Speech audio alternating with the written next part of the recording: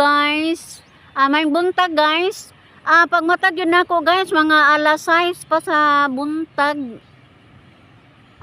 Nakita na nako mga estudyante guys nga ania sa amo ang baybayon.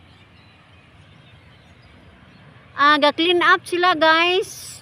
Pero dili tanang mga estudyante nga ni ini. Sigon sa kong nahibawan guys, mga grade 11 o K-12. K-12 ang mga estudyante nga ni ani guys, kay mga butaan naman ni sila, mga graduating na. Sabado ni guys, ilang gi plano nga maghinlot sila ning dapita kay maoy pagbuot sa ilang mga teachers guys nga ani sila sa may Panangatan Rivers manghinlo. Nag-abot-abot na mga estudyante guys. Ang uban tingali ni wa pati ni mamahaw kay ang uban gikan pa man ni sa bukid gawa sa niana sa ubos.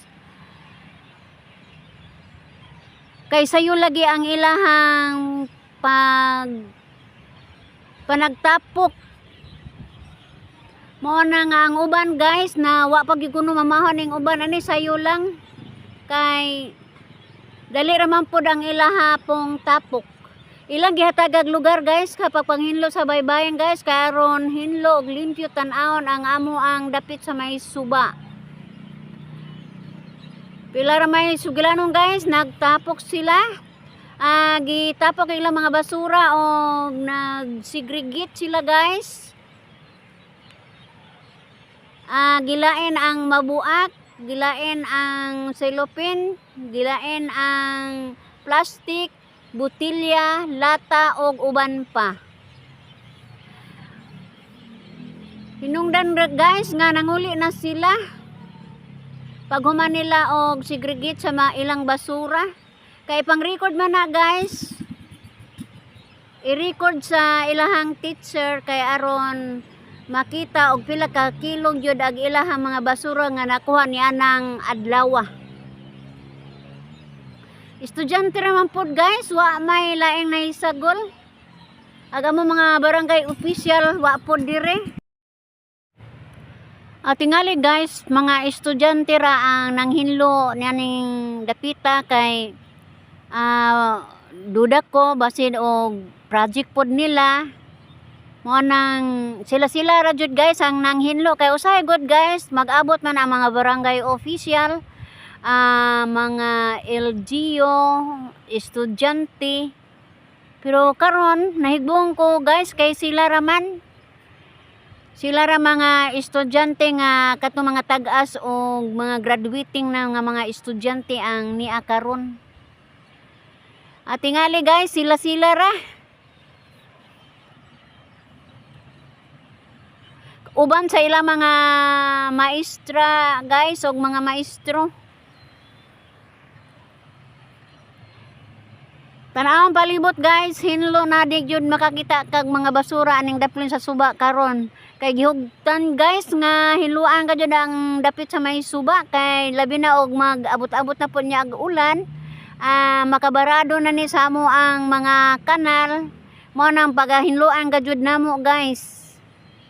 May estudyante man og dili pagkangan nga naa sa daplin sa suba or sa mga kanal guys kun mahimo layo pa ang ulan-ulan ato na daang hinluan kay aron diretso na gyud guys ang pagbaha dili na ingon nga mo tipas pa mulikoy pa ang maong tubig.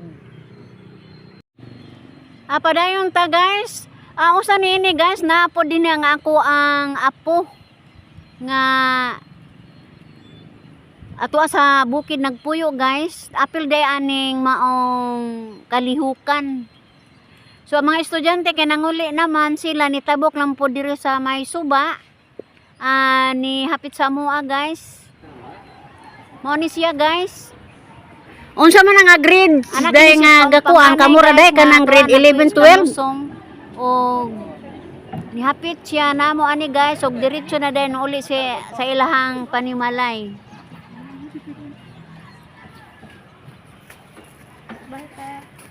Bye.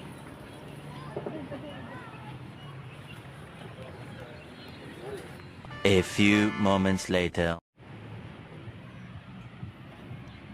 Karong adlaw guys, gaplano jud ko unta og moadtok mi sa may bukid kay aduna mi trabahoon dito guys sa mong paghinloan ang amo ang gipanang tanom dito sa bukid.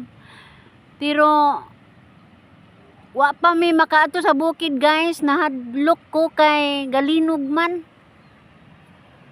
Kaduha galinog guys, alas 11 o alas 2 bato sa hapon. Mo nang nikonsulta na ko sa pamilya guys, ug unsay angay namong buhaton kay hadlok ra po niyang galinog. Dili hinung kay tanto ang kusog ang linog guys, pero naadyo sa kong kabalaka guys. Pero niingon po ang pamilya guys nga balong hinuon nga ako'y idaran na mahinoy hadlukan or ngayon dapat kuno nako guys mahinoy mo advice sa mga nubo panahog pangidaron labi na kay Mangginoo. Kinahanglan nga dasigon kuno nako nga akong mga kauban nga magampo dili kay hinuon maguna-una ko kanang desisyon ang kadlukan kuno nila ang pagdagandagan ra dai kuno namo maoray makadisgrasya sa among kinabuhi. So standby lang mintras ang dagat wa pa mo hubas matud pa. Panidaan kuno namo ang lihok sa dagat guys kung dili na kasagaran ana pa kami mo dagan sa ibabaw nga bahin sa baybay kay doon total na may mga sakyanan guys kay basin og ganang inanay ra ni nga linog dili kay mo lahutay. Mo nang naligo na po kog balik guys. Ingon ani jud guys na anatas kataranta kung nakaagi nata og mga trahedya nga sama niini. 2013 guys nakasinati jud ko ani gagmay pa mo mga bata. Naka-experience akong mga anak guys nga nakahigdain taon og kanang yuta. Nakahigdain to way banig dito sa bukid guys tungod sa kalisang namo sa maong linog. Mo na nga napubiyag jud ko aning linog guys. Di jud ko ninyo mabasol og naa jud ko aning kahingawa. Pero maputol ra pod guys kay nga akong bana ligunon man ang ko ang hunahuna.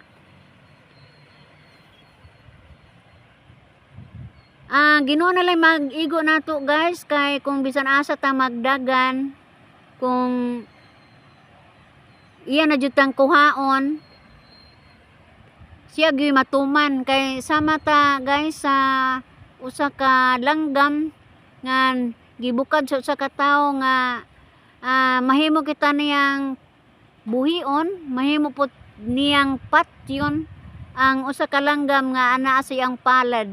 Mao na nga ingon ana usab ang Ginoo guys, siya joy magbuot sa tong kinabuhi. Mao na nga kaninyo mga batan-on istilang man pud mo. Di lamang ta kaayo magpalabi og unahon na parte anang linog kay labi na doon natin mga kabataan nga maglalim-lalim magkuan bakwit dili pod lalim. So among bay guys dili man pod angay pod kadlukan kay dili man siminto kuan ra hinuon pod kanang natural ra nga balay dili gyud kaayo hadlok pod og matumpag. Bantayan na namo ang lihok sa dagat guys, dili pa man pod kaadyo natural ra man gihapon ang dagan sa dagat guys. Gawas kumukalit lag hubas kay kana ready na jud mi anang padong sa bukid. Ginoo ray mag-igo guys nga iyatang panalipdan sa mga kataladman og ako mo iyong guys sa pag-ingon. Bye bye.